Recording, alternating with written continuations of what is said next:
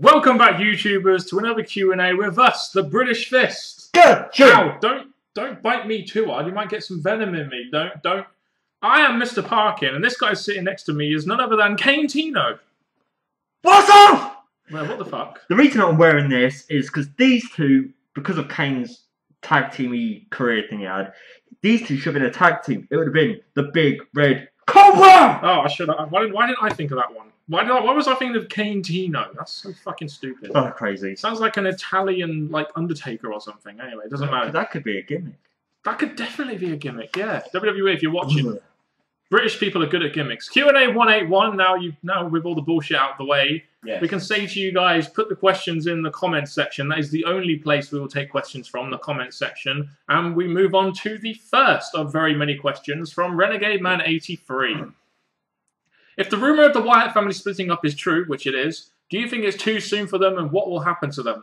I don't think the Wyatt family should have split up at all for another year or so, but you know, I mean, it depends what they do with Eric Rowan and Luke Harper. Now, Luke Harper, I think they'll do something a little bit with. They gave him the IC belt on Raw, and both him and Eric Rowan and Bray Wyatt are part of that Team Cena versus Team Authority match. But the problem is, what's this going to do to Eric Rowan? Eric Rowan, to me, just seems like a jobber now. He's not with the Wyatt family. He doesn't really seem like he's really going to go anywhere, whereas Luke Harper, at least, looks like he might go somewhere. Sadly, I think because we got the idea that the WWE was seeming to have ran out of ideas of the Wyatt family, they were just there. The two of them couldn't win the tag titles. Bray was just in matches that related to him in a way, and no real push or meaning.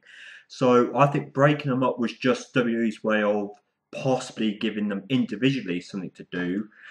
Bray Wyatt, his character is great, but I'm still wondering where they can take him. The other two, yes, you can tell one's better than the other.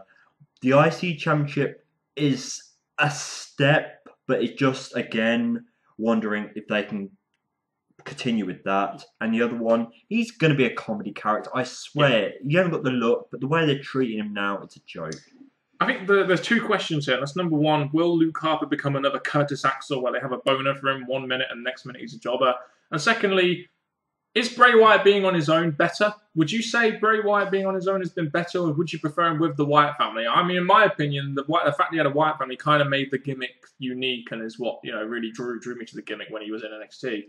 I said from the very start that I think Bray Wyatt could easily survive on his own. Most of the time, those who are just standing there and eventually helping him win matches, or try to. Bray Wyatt, with his way he speaks, his in-ring style, I feel if the WWE do concentrate on him, could prove my point correct. So I think, to be honest, him on his own now is going to be fine. There's less of an ability to cop out when you don't have any people by your side. And plus, it'll be a lot easier to turn him babyface if they ever want to do that. Because if he's with the Wyatt family, they're never going to be able to turn him babyface. And there's many clues of him turning face. So I think his career could be saved as a tweener. The other two's the big question mark. Indeed. Anyway, can you see Kevin Steen winning the next championship and possibly winning the WWE championship in the future? I think you meant NXT there. Sorry, I misread that. No, I don't know, because we haven't seen him debut yet. We don't know what gimmick they're going to give him. We don't know if they're really massively high on Kevin Steen. So we're not really supposed to know yet. I mean, it depends whether or not he'll be able to be the real Kevin Steen rather than a real PG version of Kevin Steen. That's really going to determine the success of Kevin Steen in WWE, in my opinion. Well, he's meant to come in as a lap dancer, which I don't know if that's going to work for him. But I think with his size and build, I think it'll be kind of foolish not quickly push him, rush him, but it's going to be a move where you think that big dominant guy is going to become the champion at some point, and eventually, yeah, go to the WWE and possibly become a character who could go up there. I guess the answer to the question really is there's no way of knowing. I mean, the talent is there. It's whether the WWE machine will be able to get behind him. If TNA were to lose two big-name talents such as Kurt Angle and Jeff Hardy, seeing they are the top two merchandise sellers in the company, will it be a big blow for them?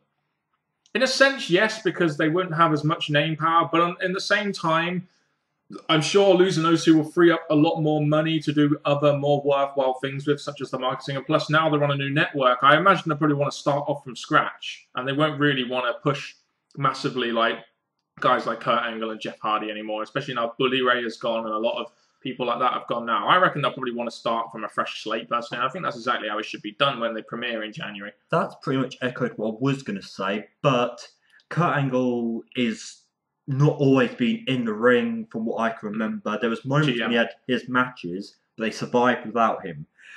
Jeff Hardy, I think fans want to see him, but I don't think he's going to be their names, but I don't think they're going to drop because of those two. If they can use the Bobby Roode, characters that are coming in, the ones that are TNA originals, ones that are just as popular in a way, but TNA fine. I definitely think they should focus on building their own styles now. I think it's got to that point in time where they kind of have to. And they've given they've been given the perfect opportunity by being on a new network now in January. They're going to have the premiere show.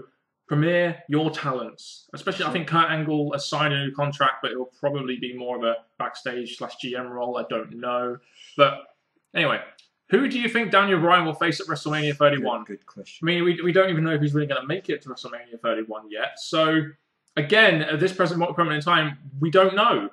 We can't really come up with a good answer here. The two I'm going to say, just to throw it in there, one of them we've said in past Q&As, there's no real reason for him to come back, and that's Batista. Just a throw-in match for those two to give him something to do.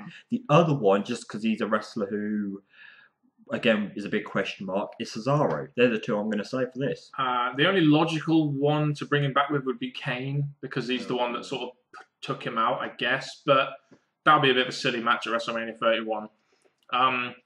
I'm sorry, but I think Roman Reigns winning the belt against Brock Lesnar is bullshit, and he is just not ready. At least have him wrestle Triple H at WrestleMania 31, and then have him win the belt, the WWE belt at WrestleMania 32.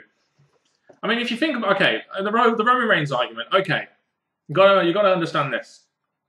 He was part of one of the most successful factions of the last 10 years, the Shield. The Shield broke, while he was with the Shield, he eliminated 4 people at Survivor Series, being on the winning team. He then eliminated the most people at the Royal Rumble. He beat the New Age Outlaws and Kane at WrestleMania, which is no massive feat, but it's still a win at a big 4 pay-per-view. Then you come to SummerSlam, where he feuds with Evolution, and him and the Shield win. Then he goes off on his own, beats Randy Orton. He's involved in the WWE Championship, doesn't win. Yeah, I mean, you look at that build there, and there's 5 big pay-per-views there. Not to mention beating John Cena, I think it was Sheamus, Big Show, and Ryback at WrestleMania, and winning, basically going on a massive win streak with the Shield. They've done a good job in building the Shield members up, and Roman Reigns is one of those guys who I do believe that they're at least trying to build him up. I do see what you're saying. Renegade Man. But I think it's about time, we need to just build this guy and give him that moment. And especially at the right time when I think that Brock Lesnar's going to have the belt away from TV for ages. And we're going to get to a point where the people are going to want to see it back on a full-time guy. So give it to Roman Reigns then. Roman Reigns, okay. I think the injury has not gone in his favour. I don't think so, because he's not on TV, and I expect him to come back, win the Rumble, go to Mania, win.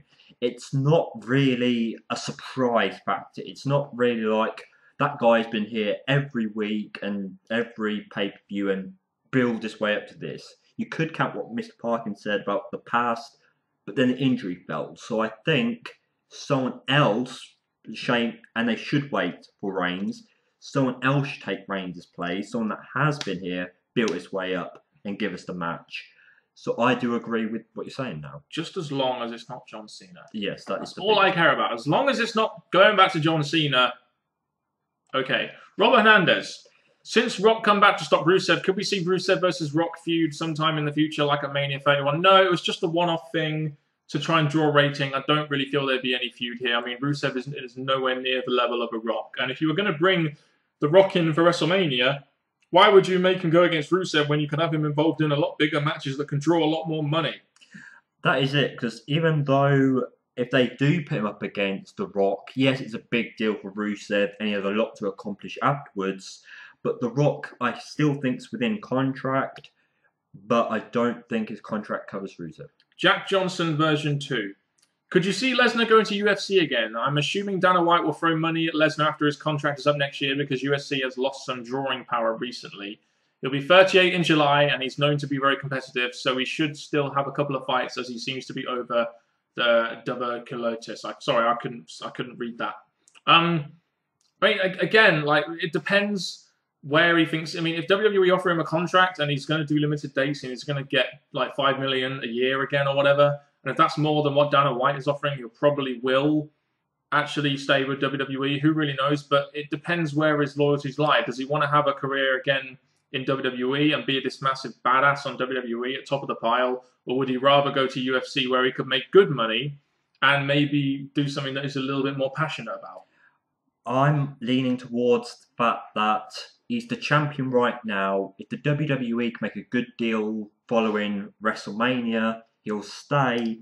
But what I've read on report is that there's this other person who wants a rematch against Brock Lesnar in UFC. So if he badmouths him, calls him out, Brock Lesnar may want to go and kick his ass. So I think it's up in the air. But what I choose is leave. I'm just sick of Brock Lesnar and his stupid contract. I've said that multiple times. Rapids with a Z. With rumours going around that Stone Cold may be coming back for one more match, if he was, where would it be? What kind of match you against? And would it be for a title? Son of a bitch. I mean, the only thing I would have given him was CM Punk. But no. I mean, he's not going to come back for one more match. I mean, it's just not going to happen. The guy has got major neck issues. He's quite old now. He would still pop a rating and still pop a pay-per-view buy, I admit, but would we really need him to come back? I mean, now we've got people like, The Rock, who's supposed to be coming back. We've still got Triple H, who's a big star. Undertaker's still around. He's not wrestling, but he's still around. And you've got people like Batista if he comes back. You've got a lot of part-time star power there. You don't need to bring Austin back. I think because we're used to The Rock, we're used to Brock Lesnar, we're used to The Undertaker, we're used to Triple H, bringing in someone they have not brought in for a match in years would be something special for a WrestleMania. Austin, Mick Foley, but your question is on Austin. Yes, his injury plays a big part in this, and possibly his views on the WWE and how it's changed. It's not wrestling now, it's entertainment. I don't think it's going to happen, but if he came back, the name floating around there right now, that's going to be the one important match, would be John Cena / Reigns. Aaron Chris, I'm just going to move on from that. Aaron Chris, 8 questions here. Actually, no, 7. Should WWE get rid of the PG rating and go back to PG-13? Well, no, I mean, not necessarily. I mean, it's more to do with the writing, and we've always said that when it comes to PG and PG-13.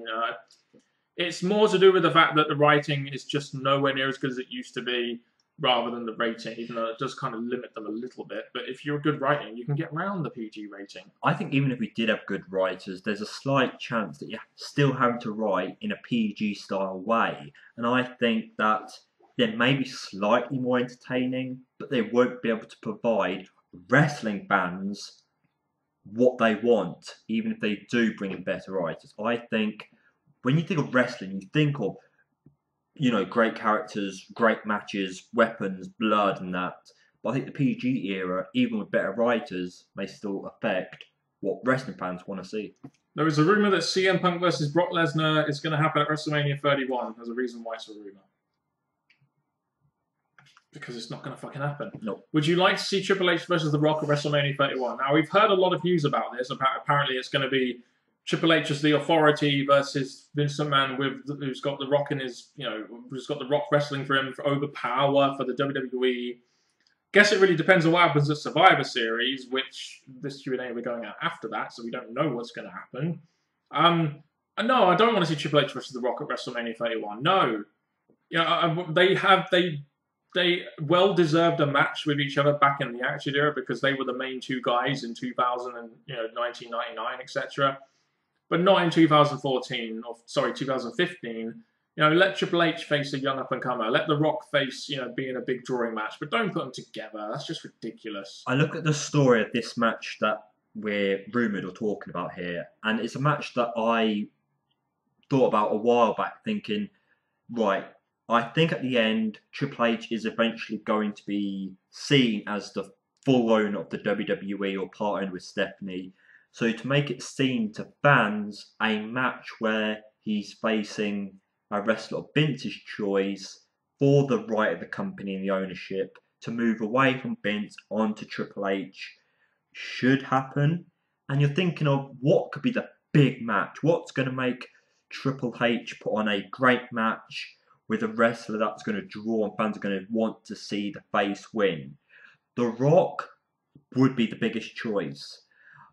But like Mr. Parkins said, it's more the storyline factors of The Rock than, putting over a new talent. So it's a slight downfall, but I can see why that match should happen. What about Team Triple H versus Team Rock at Survivor Series? Well, we're not going to get it. Not a bad little concept, but why would The Rock come back for a Survivor Series, which isn't even, it's for free on the WWE Network for a start, so it's not even really going to draw that many buys. Rock, Cena, archery. Oh, that was, but that was 2011. That was a little bit different. That was to build up a Rock versus Cena match. No, I mean, even if they did, would have been interesting. Team Triple H versus Team Rock, but why would Rock have come back for a Survivor Series? And the other downfall to that, yes, it would replace John Cena, thumbs up to that idea, but if it's for the ownership, I think they want to save it for the biggest pay-per-view possible to give it the bigger effect. So they could have done it now, but using a name like The Rock, WrestleMania. Would you like to see WWE do Monday Night Raw outdoors? The atmosphere wouldn't be very good. It would be even worse than crickets. Maybe once, just to see what it's like and to give the show a different feel. I mean, a lot of people are of the opinion that maybe SummerSlam should be outdoors because it's the summer and you need to emphasize the fact that it's the summer. So I'm kind of mixed on that idea personally. The only outdoor thing I would do is hardcore matches. I wouldn't do a whole 2, 3, 4 hour show. Or apparently WrestleMania might be 7. But 4 hours of WrestleMania, 1 hour for pre-show, 1 hour for... I think it's 2 hour pre-show and a 1 hour post-show. Imagine spending 7 hours watching fucking wrestling in a row. That's my idea. That's 7 weeks of NXT. Let's put it that way. Should WWE make a No Holds Barred 2, the movie, or a remake? It'd probably be John Cena, isn't it? So, no. I'm not really sure there's much point revisiting that. No. I haven't even seen it, to be honest. No. Any good? No. What's it about? I don't even know what it's about. Hogan. Says enough for me. What would have happened if Shawn Michaels and Triple H left the WWE and went to WCW with Scott Hall and Kevin Nash?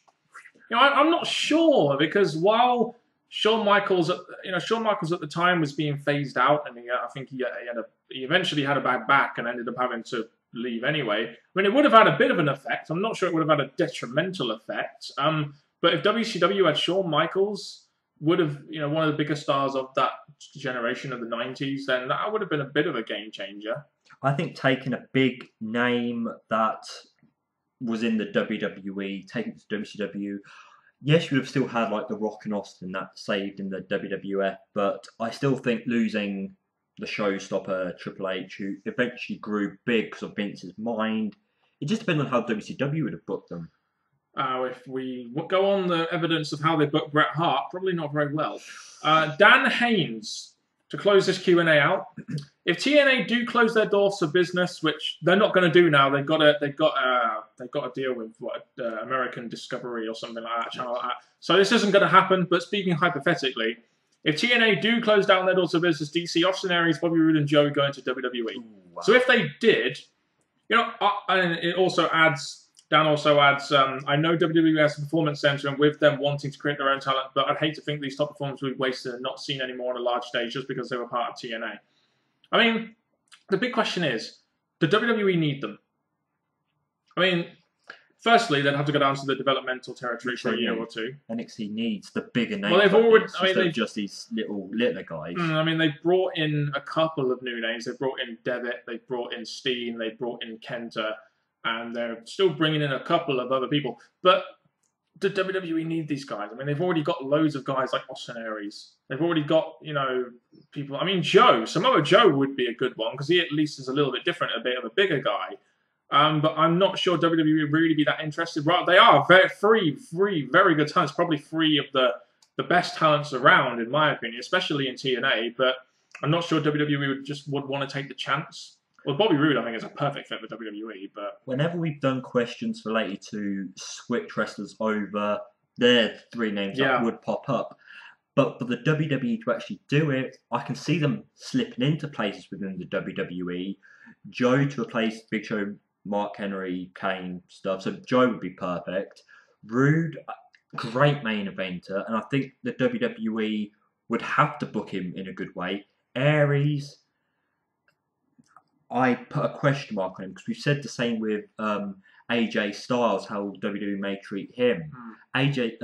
Aries is a smaller guy and may have to build his way up, but it would make things more exciting to have Aries in the WWE.